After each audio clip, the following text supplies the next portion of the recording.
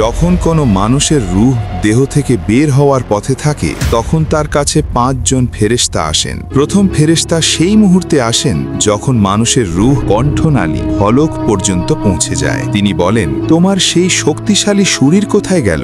আজ তা এত অসহায় কেন? যখন রূহ পুরোপুরি বেরিয়ে যায় তখন দ্বিতীয় ফেরেশতা আসেন। তিনি বলেন, তোমার সেই ধন সম্পদ ও দৌলত কোথায় গেল যা তুমি জমা করে রেখেছিলে? যখন তার জানাজা উঠানো হয় তখন তৃতীয় ফেরেশতা আসেন। তিনি বলেন, আজ তুমি এমন এক দীর্ঘ সফরের জন্য বেরিয়েছ, এর চেয়ে লম্বা সফর তুমি এর আগে কখনো করনি। আজ তুমি এমন এক সংকীর্ণ ঘরে প্রবেশ করতে চলেছ যেখানে পাশ ফিরে শোবারও জায়গা থাকবে না।